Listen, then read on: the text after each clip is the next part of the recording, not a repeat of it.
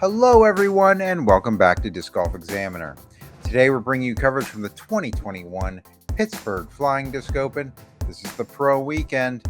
I'm your host, Bryan Keegan, joined today by Matt Rosier, Tournament Director. Matt, how's it going? It's going awesome, Brian. It's so nice to see all these guys coming back out here to Pittsburgh and putting on this event. And some of them we haven't seen yet, so I'm really interested to see how they attack this course, especially the final 9 here. Hey, before we do anything, I want to say a very special thank you to Camber Disc Golf Company and the Butler County Visitors Bureau for sponsoring our coverage this weekend. They've been fantastic, and I want to say a very special thank you to them. If you have any desire to go check out what they do, links will be in the description. We've seen some amazing shots already from these guys, and I'm really excited to get into this bag 9. So, Raven's just keeping it clean out there and not making any mistakes, and that's what you want to do when you're in the lead. So we'll see if Terry can make a move and try to catch up some strokes here. And these guys have been playing together all weekend. They know what each other is capable of. Hole 10's a par 4. It is 570 feet. Plays through this gap, and then you want to make a left up the hill. And this is actually in a new placement. Once you get through these trees, the basket is up to the left inside a guarded little patch of trees here. So definitely adds a bunch more difficulty. This is a new pin placement that we started using this year, and I think it's a great one. Yeah, it really stresses the importance of having a good drive here. You need to push this drive pretty straight and pretty long, because you need to have that angle to be able to get up to that left pin. If you go early, you're definitely not getting the birdie. As that looks like that's what Raven does there. I'm pretty certain birdie's out of the picture there. And Terry's just hoping to get by there as well. He is going to get the skip. Much better. Yeah, it looked like he kept that much more straighter than Raven did, and is in a good position. And it looks like Jonathan's doing the same thing. Great skip and roll. It's a frustrating tree to be behind, but I think he'll be able to step out around it.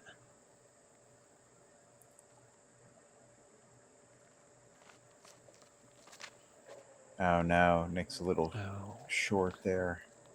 Yeah, that is definitely not. Whoa! But good kick out.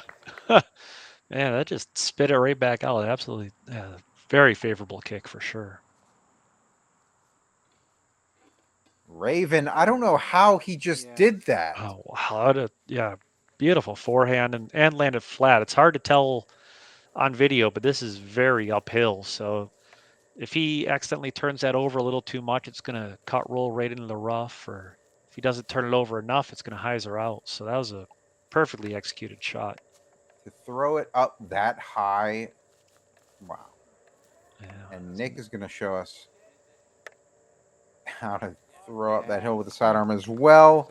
Going to get, come on, settle down. There we go. Okay, good. He'll have a long putt, but he should be about pin high there.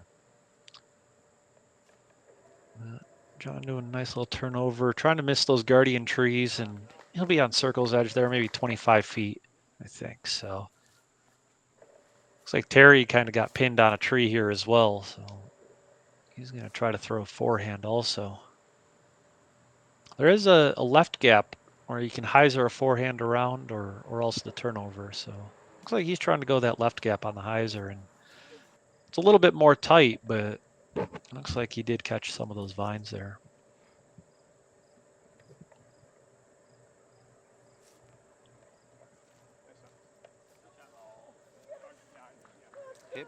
Wow. Yeah, nice easy upshot by Raven. Once again, just minimizing the mistakes, not kind of telling Terry that Terry needs to turn it on here. Oh, he just hits front of cage again. Yeah, Terry needs to really start stringing some birdies together if he wants to catch Raven the way that Raven's just, once again, not making any mistakes. And I really don't think Raven's giving up either. He's going for a record if he can, you know. Oh yeah, he's definitely keeping his foot on the pedal here. Yeah. John gets a very nice birdie.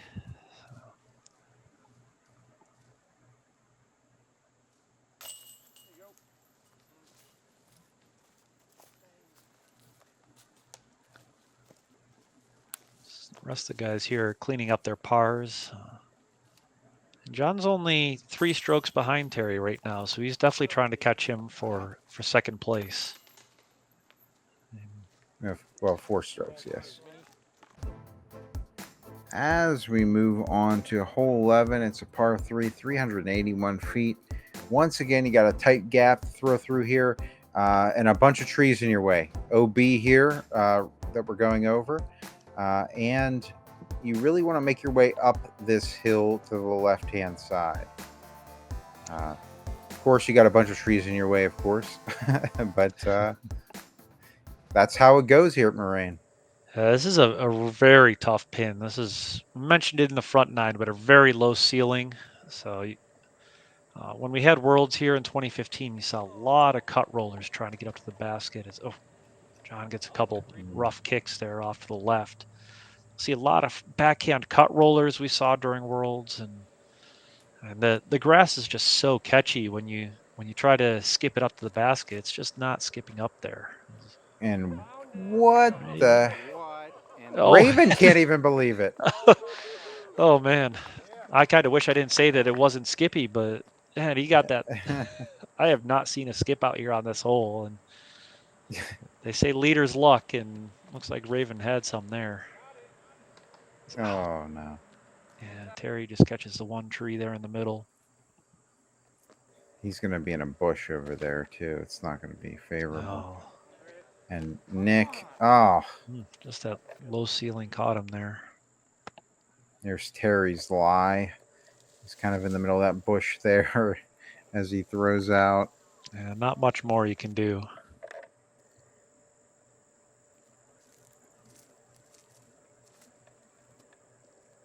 John catching a tree. A little high. Looks like he got a little nose up outside the circle there for his par putt.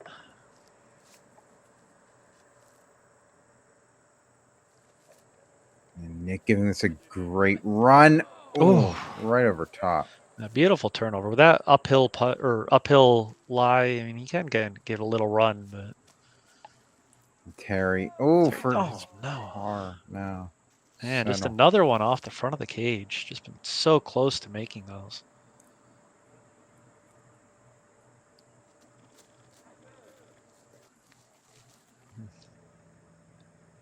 This is for the elusive birdie here for Raven. Wow. That is a great putt. There are only 3 birdies on the day on this hole. So Raven, Reed Frescure, and Hunter Robbins were the 3 birdies. This nice uphill putt by Raven, maybe 25, 28 feet, just over the rim. And he knows that's a 2-stroke swing on Terry there. So he's actually going to open up a 6-stroke lead, I think, with just 7 holes left to play. He's definitely starting to get comfortable, I think. The rest of the card is taking bogeys on this hole.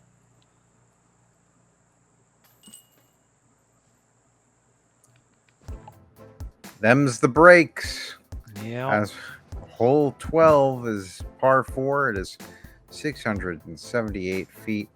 Plays down through this gap. You want to hyzer out to the left here and get a skip, hopefully, on the ground where your second shot will be. And you want to throw up this gap, up this hill where the basket is on this plateau. Yeah, this always plays as one of the hardest holes on the course here. I don't want to say it now, but I think if Raven gets through this one clean, he should be pretty smooth sailing. But for the field, this played as a 4.8, so 0.8 of a stroke over par. Definitely a tough hole here. Need to get down and around the corner, and just a little early. So I'm trying to scramble for his par for sure.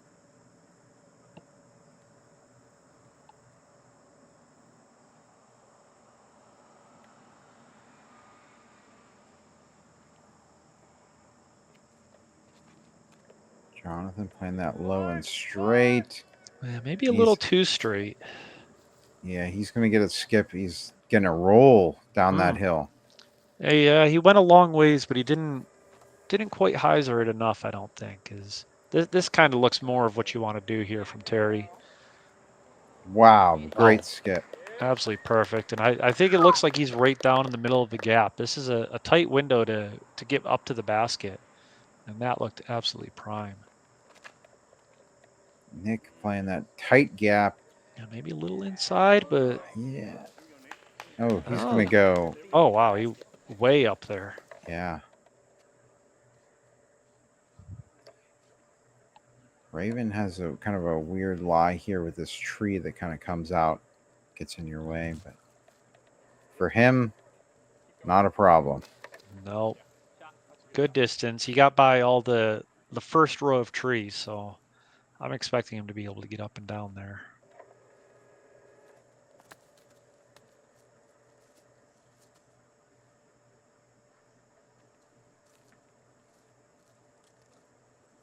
This is absolutely prime position for Terry. Just a little hyzer flip up the gap. Oh, yeah. You can't draw this hole up any better. Unbelievable. Yeah, absolutely parked. And actually, John's so far down here, he has to play over 13's fairway. Yeah, this is definitely pretty common, especially these touring guys don't get out here and don't get as many practice rounds as the locals get. They kind of see a fairy. Ooh, oh, that's not a good kick at all. And that's just what happens when you're down in that valley. You hit a tree and it kicks you right down the hill. And Nick... No way. Wow. Oh, and the tree loved to be... Of course, he's happy. Are you okay, Nick? That's him right happy. There. That's him happy. He said he was okay. That was him like sigh of relief. There's a lot of trees between John and the basket here, and it looks like he just saw what Nick did, and that's not a bad effort at all. I mean, we saw him with the forehand rollers on hole 6 of the front 9 coverage, and he'll have a putt for par still. Somehow, Jonathan getting up there close enough to try for a putt after all that. Yeah, that's crazy. Raven trying to do a little turnover forehand. And come up a little short, maybe. Just inside the circle. Looks like about a 30-foot putt. He knows Terry's parked, so Terry's definitely getting one stroke on him right now.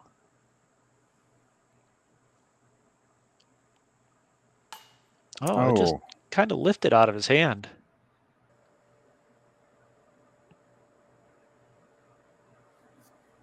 Here we have John for his par. Outside the circle.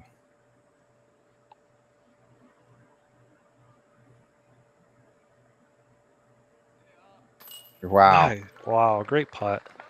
That was an incredible scramble from down there. That was the craziest par I've ever seen on that hole. Yeah, see that putt again. Yeah, all capped off by a great putt. Yes, just getting over. Very nice. This is Terry to take 2 strokes on Raven. And just as quickly as I was saying that Raven was getting comfortable, it's back down to only a 4-stroke lead. Great birdie by Nick. There are only 4 birdies on this hole on the weekend, with Terry and Nick getting 2 of them, and Josh Myers and Justin Vorel getting the other 2. Sorry, on day 3.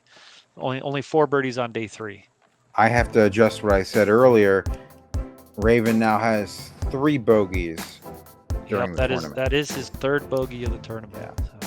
So hole 13 is a par 3. It is 381 feet. Really tightly gapped uphill shot, and the basket's on the right here. So however you want to get there. I've seen people do it multiple different ways, but it is a very tight gap you got to get through.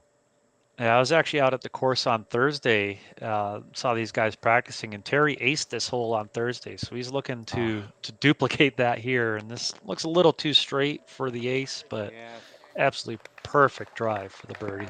Were they recording whenever they got that ace? They do have that on Oh. tape. So I think John may be posting it here in a couple days, but definitely check out their social media and check out Terry's ace.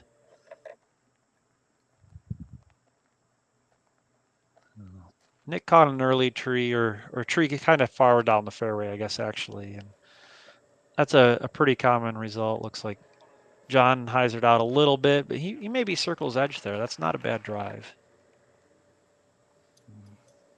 After giving up the two-stroke swing on the last hole and seeing Terry parked, Raven really wants to execute this shot.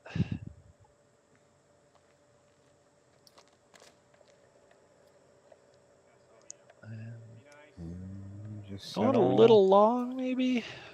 That looks like that'll be circle's edge. Maybe a 28-foot putt, kind of coming back down to the basket. So we'll definitely want to make that one.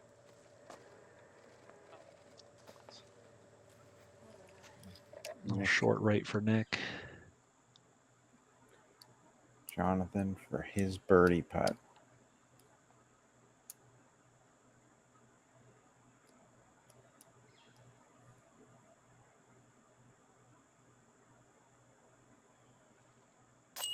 Wow. Perfect putt. Dead center, just over the rim. No chance at spitting out or anything. Good confidence stroke there. Raven from behind a tree. Oh, very nice. Good comeback from the bogey there. The strokes can add up easily here after 12 and 13. Catch an early tree. Like I said, maybe getting a little jitters here with Terry being pretty much parked, knowing that he's getting the birdie. Keeping the nerves under check and taking that par, or taking that birdie as Nick takes his par. As we mosey on to hole 14, par 4, 678 feet. You can either play to the left or the right of these trees here. A lot of people play the left side with the sidearm and then end up right about where we're at now. Then you fire through this gap, and the basket's on the right side on a raised platform. Definitely a beautiful basket placement. I love the rocks there, but that raised basket definitely gives people trouble.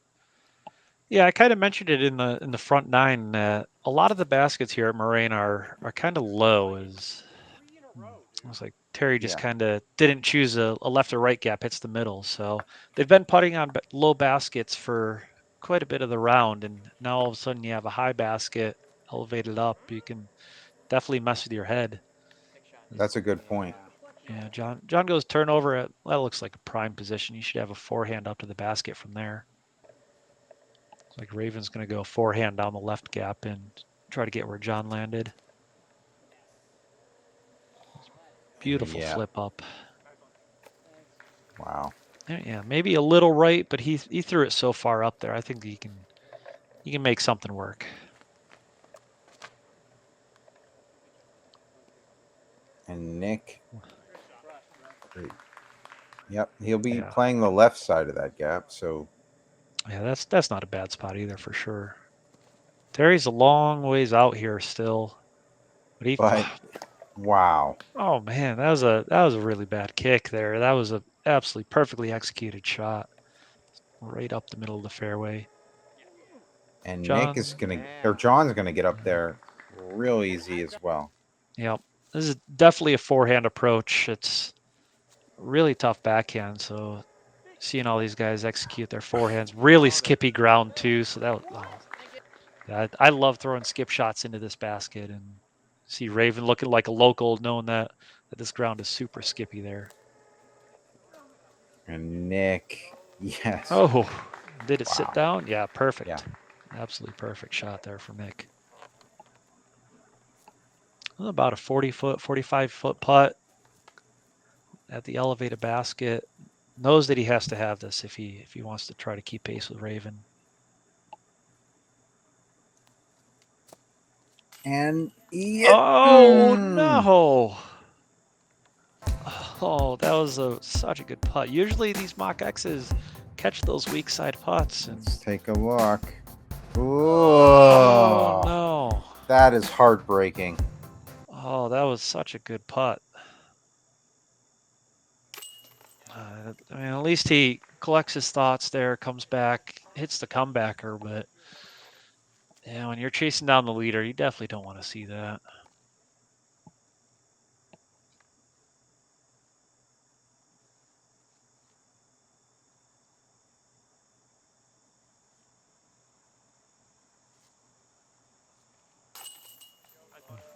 Great putt by Raven, just dead center.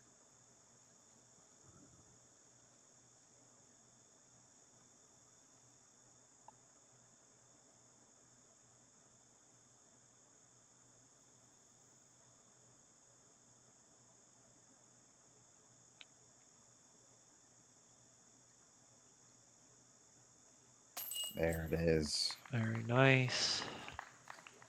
I almost want to say silent, while he's doing that in the video because he's so dialed in. He gets it, and then how about Nick with just a drop in birdie? Yeah, and I can't believe we almost had that birdie frame there, but we'll collect the thoughts and move on to one of the most beautiful holes in disc golf. That's right. Hole 15 is a par 4, 843 feet.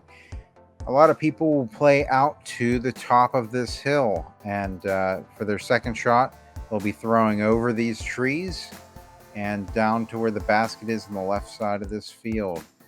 And that's really what you want to do in order to get the birdie. I'll be kind of interested to see if these guys try to throw a big forehand and go down the hill, or if they do just try to lay up to the top of the hill. Doesn't look like there's too much wind out there. Obviously, once the wind picks up, this hole can get really tough. It's a really, really good place for John there. And Raven with a great straight shot. Wow. Down the hill. Oh, wow. Yeah, he's dialed in right now. That's prime landing zone.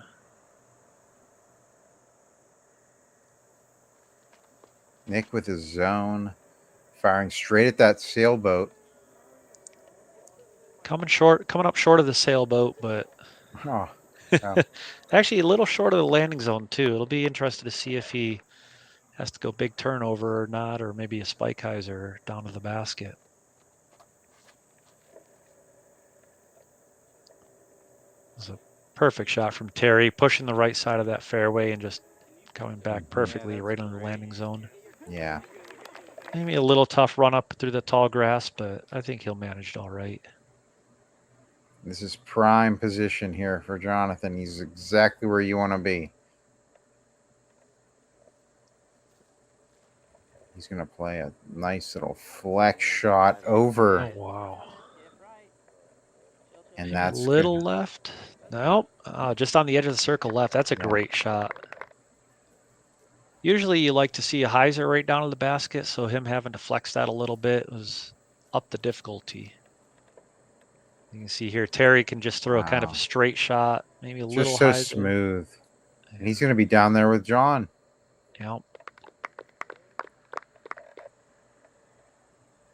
Nick's a little pinched off. See where he tries to throw this.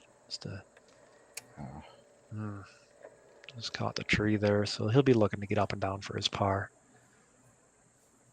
Yeah, we're Raven through here is just absolutely perfect. You can throw a nice little hyzer into the basket. You're about 300, 350 feet. And absolutely nothing in your way up here. Little air bounce there, but yeah, he's good. Yeah, he's absolutely dialed in 20, 25 feet. And just gets up and fires now. Yeah. Frustrating round for Nick. He did shoot the second hot round in round 2 at 10 under. So he's a little disappointed in his performance today, I'm sure.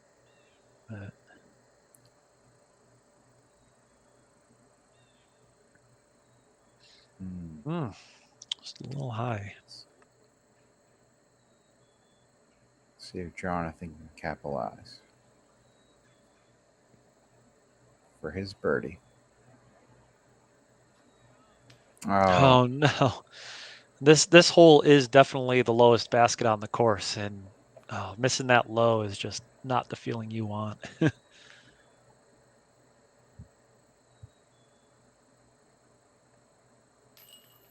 Very nice. Yeah.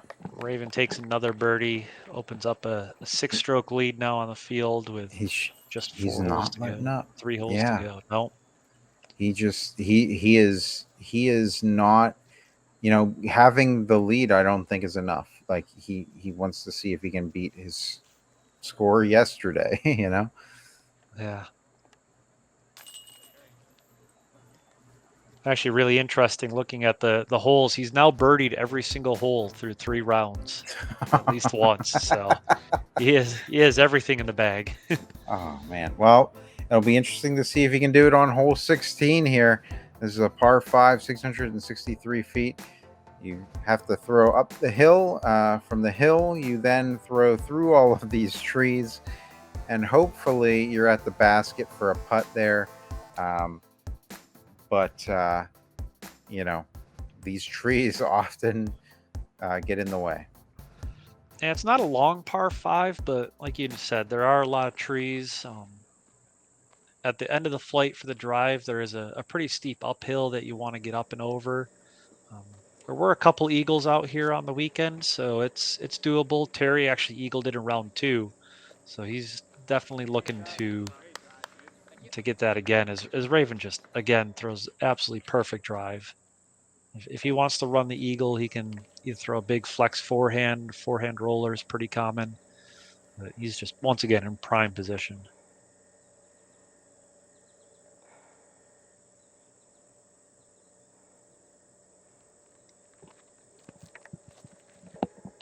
Jonathan, a little too understable, I think. There, he's going to be in the rough on the right. Yeah, but once again, once you get up to the top of the hill, you do have a chance at getting to the basket. So we'll see if he can execute that. As Nick catches some stuff on the left, but still in the middle. All right, and Terry made that look so easy. Wow. Don't usually see the forehand land there, but he got very nice anti-skip, and it looked like he had nothing on that. I don't know how it got that far. That's an insane amount of distance, honestly. Yeah. That was not have drawn it up any better. As John goes back to the forehand roller well, and again executes it absolutely perfectly. Well, that's right in the middle of the fairway that you want. And Nick is over on the left side, and he's going to be able to get up. Yeah. Oh, okay. Wow. Yep. Yeah, he cut off quite a bit there and should be able to get up and down. Looks like Terry's going a big flexing forehand. I mentioned got the eagle last round. Let's see if he can get up there again. Okay. Yeah, there's a group of trees there, maybe 120 feet out from the basket that, especially coming in from the left on the forehand line, catches a lot of discs. So we'll see if Raven can navigate those.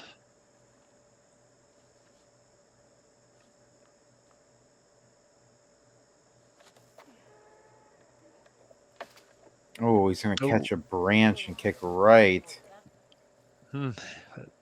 Luckily, kind of lands in the little bubble over there that we have cut out, and not a bad spot to get up and down for his birdie.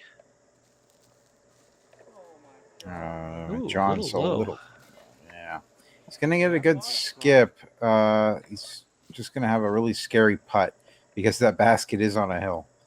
Yeah, it sits right on the edge of a pretty severe downslope. So if he's looking right down that downslope, definitely going to be thinking about that. And he is in a battle right now with Reed Frescura for third place. So Raven goes a little long.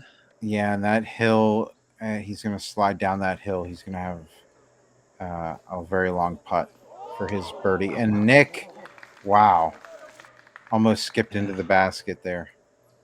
A great shot by Nick.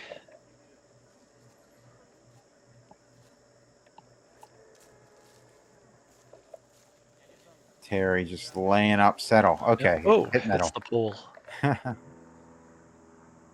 And here's that scary putt for Jonathan. It looks like he's just outside of the circle, maybe. Yeah. The good news is he is kind of putting across the downslope. So if he goes long, it's not going to be an extremely long comeback putt. But he's definitely thinking about making this one. I guess that just a little scary to him. Wow, Raven went way down there. Yeah. This for his birdie putt. That's definitely circle 2 there. Yep, and quite a bit uphill, like you said. There is Yeah. that drop off. Doesn't quite show you on video here how uphill this is. Yeah.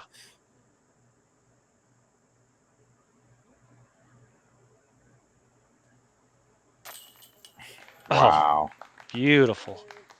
Wow. Of course, well, we got to take a second look at that. Absolutely. Just a beautiful nose up spin putt and just holds that uphill and just over the rim. Yeah, he definitely brought his A game here today. He's trying to match his score from the first 2 rounds.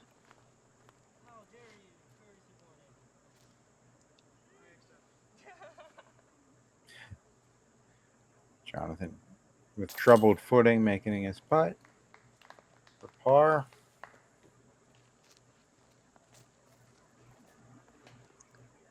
Nice easy drop in for Terry there. Just barely noticeable. Yep. as we move on to hole 17, par 3, 315 feet. Through the gap, a lot of people were playing sidearms, right hand sidearms through the gap, and you wanted to hook up to the right here where the basket is guarded by a bunch of trees. So it's a short one, but it's tight. Yeah, there's kind of 2 forehand gaps.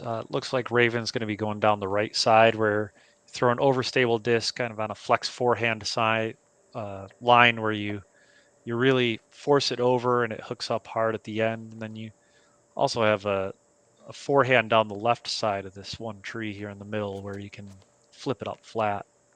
Raven definitely throwing something very overstable here. Skips up, and that looks like maybe circle's edge.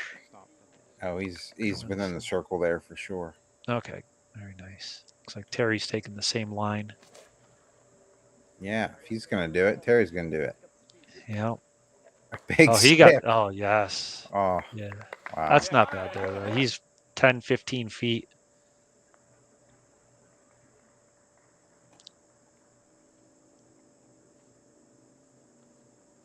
Jonathan hitting that same gap. A nice little flex out. Let it come back. Get a good roll. He's going to be in a great position there. Yeah, look. Yeah.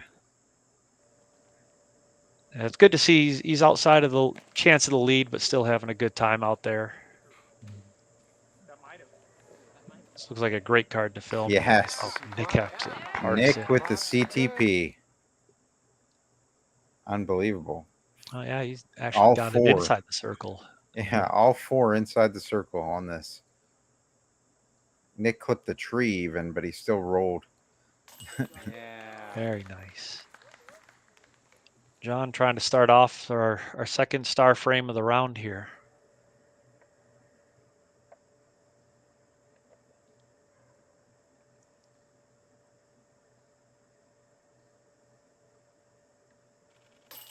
Oh, little high, but still drops in. He's now birdied 5 holes in a row, so not letting off the gas at all.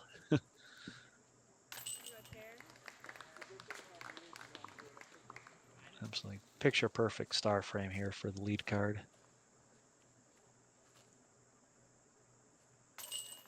Yeah. Wonderful. So we're gonna head off to the last hole in the coverage today. It's hole 18, par 4, 645 feet. You got double OB here, actually triple OB if I'm not mistaken. You have OB across this creek here. Then just past that, you have OB on the left and the right. And we have a new pin placement. And actually, we have a new drop zone as well, don't we? Yeah, so all tee shots that go out of bounds, they must throw their next shot from the drop zone. But if you do go out of bounds, you're seeing here, this is the old C pin. We actually have the hole, or the basket is out in the open out there. But yeah, all tee shots will go to the drop zone if they throw out of bounds, and all out of bounds on any other throws will just play from where it went out. Once again, I was out here watching all the shots all weekend, and round one, Nick actually threw it out of bounds, long, short of the C pin. Round two, Nick had about a 50-foot putt, throwing it past the normal C pin. So I'm excited to see if he goes for the eagle here again. Looks like Raven gets the green flag and inbounds, and that's going to definitely secure the win for him. You can see how excited he is. Terry, I think, has a couple strokes here on third place, so he's just trying to shoot a good score. And that is going to be a little right. Take a little right. Oh, he is going to clip a tree and go OB here. So he's going to proceed to the drop zone then. John is battling with Reed for third place, so I'm sure he wants to birdie this one with Reed already in the clubhouse. He knows if he gets the birdie here, he'll be taking solo third.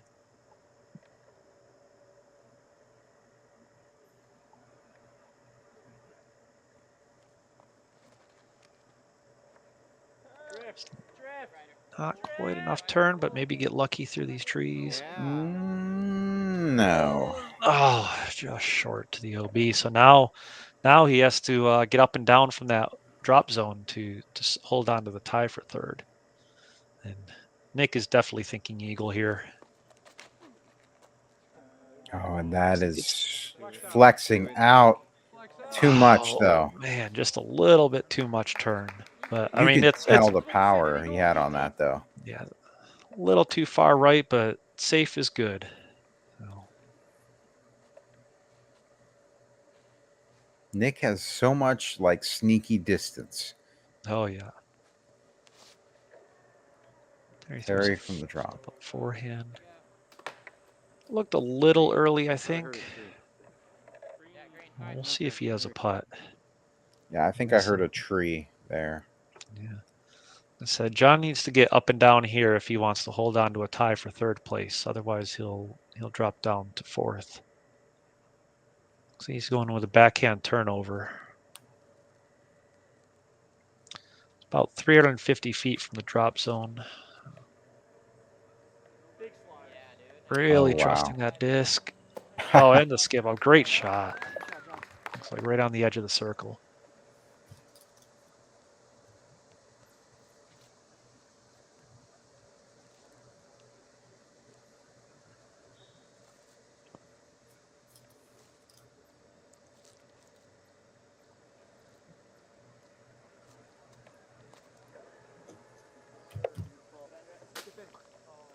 Right, and even catching the little branches just absolutely parks it again. That's for birdieing the last 6 holes of the round. The trees just did not stop him at all. Whenever he got he hit a tree, it didn't stop his disc. His disc kept moving. The entire time, this entire round was absolutely nuts. That's what we call the leader's luck. The leaders always seem to get those good kicks, and and he definitely had a little love there today, but I mean, he played great the whole weekend as well. This round's coming in at 11 under, 1054 rated. He averaged 1,050 on the weekend, so absolutely killed it this weekend. Played well, putted well. Even if there are a couple tree kicks here and there, and he still deserved it out there for sure. That was a great out by Terry. This is for tie for third place for John.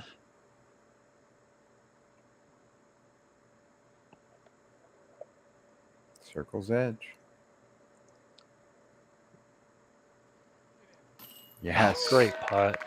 When I say circle's edge, I mean he was literally at circle's edge, like just outside, I should say. Yeah, I think they had a discussion as to whether he could jump putt or not. So, yeah. And he was there. Yep. Great showing by Terry with the second place. Nick with a tough round this round.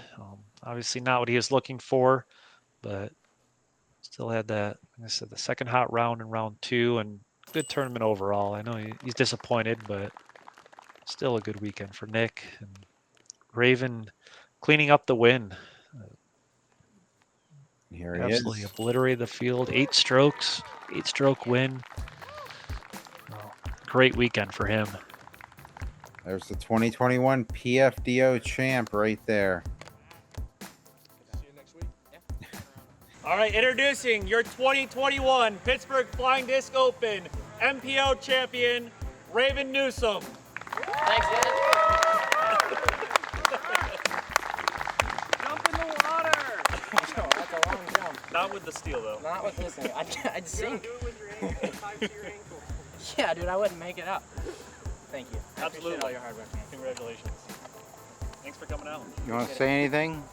I want to thank all my sponsors, MVP Disc Sports, Fit Inspired Living, Basket Bashers Disc Golf, North Par Apparel, Michael Kirsch, your favorite mortgage lender, and Adopt Disc Golf. Without them, I would not be able to be out here and getting to do what I love, so I appreciate that. I want to thank all the event staff for everything they've done. This place is beautiful, somewhere I'll definitely be coming back to next week. Awesome. Yeah. Thanks, guys. And there it is. The 2021 Pittsburgh Flying Disc Open has come to an end. I want to say a very special thank you once again to the Butler County Visitors Bureau for sponsoring us to be out doing the coverage, as well as Camber Disc Golf Company.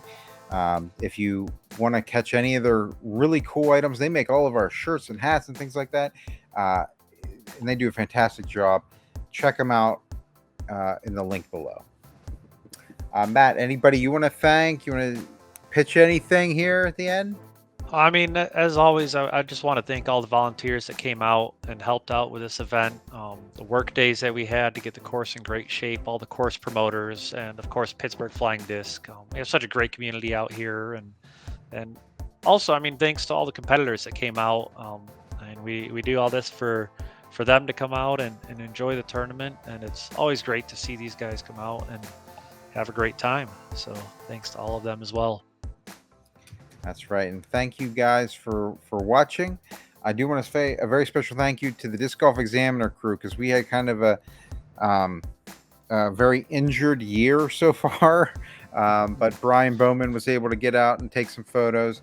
Jeff Revilla was out doing Slomos.